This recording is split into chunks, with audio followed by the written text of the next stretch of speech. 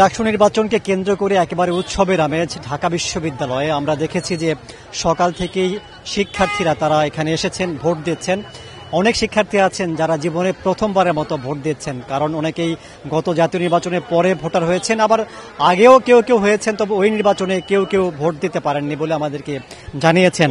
আর সবশেষ 2019 সালের যে নির্বাচন হয়েছিল ডাকসুর, সেই নির্বাচনের সাথে এই নির্বাচনের বড় পার্থক্য হচ্ছে এখানে যারা প্রার্থী আছেন, যারা শিক্ষার্থী আছেন, ভোটার আছেন, তারা একেবারে ভয় ডরহীন তারা ভোট দিতে পারছেন। এবং বিশ্ববিদ্যালয় প্রশাসন যারা ভোটের আয়োজন করেছে তারা এখন পর্যন্ত নির্বিঘ্নে ভোট গ্রহণ সম্পন্ন করতে পারছেন। এই কারণে তারা বলছেন যে যেহেতু রাজনৈতিক কোনো সরকার এখন নেই, রাজনৈতিক কোনো চাপ নেই, কোন দলের প্রার্থীকে বিশেষ সুবিধা দিতে হবে, কাউকে জিতিয়ে আনতে হবে, পাশ করাতে হবে, এরকম কোনো চাপ নেই। সে কারণে তারাও চাইছেন যে একেবারে সুষ্ঠু একটা নির্বাচন অনুষ্ঠিত হোক, যাতে করে যে প্রার্থীরা বিজয়ী হলে ডাকসু কার্যকর হবে, যারা বিজয়ী হলে বিশ্ববিদ্যালয়ের শিক্ষার্থীদের জন্য যে সমস্যাগুলো সেগুলো নিয়ে কাজ করবে, শিক্ষার মান উন্নয়নে কাজ করবে, তাদেরকে যাতে শিক্ষার্থীরা ভোট দিয়ে নির্বাচিত করতে পারেন। কারণ ঢাকা বিশ্ববিদ্যালয়ে যারা পড়ছেন, যারা ভোটার, তারা সবাই সচেতন, তারা আসলে ভালো মন্দ মোটামুটি কোনটা সেটা তারা বুঝতে পারেন এবং সেই অনুযায়ী তারা প্রার্থী নির্বাচিত করবার চেষ্টা করছেন বা ভোট দিচ্ছেন।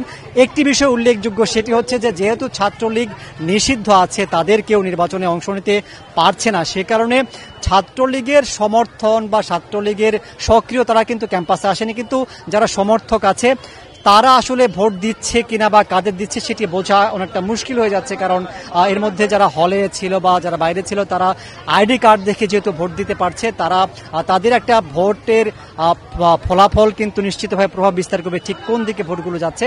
সবকিছু মিলিয়ে সাধারণ শিক্ষার্থী যারা বলছেন যে ডাকসু নির্বাচন প্রতি বছর যাতে হয়, অর্থাৎ যে 100 বছর আগে ডাকসু প্রতিষ্ঠিত হয়েছিল সেই 100 বছরে মাত্র 37 বার ভোট হয়েছে।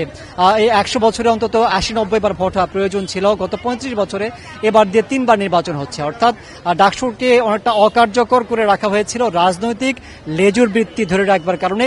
সেটা যাতে না হয় এবং এই ডাকসু নির্বাচনের পরে যে দলে ক্ষমতায় আসুক তারা যাতে এই নির্বাচনের ধারা অব্যাহত রাখে, সেটি সাধারণ শিক্ষার্থীরা চাইছে।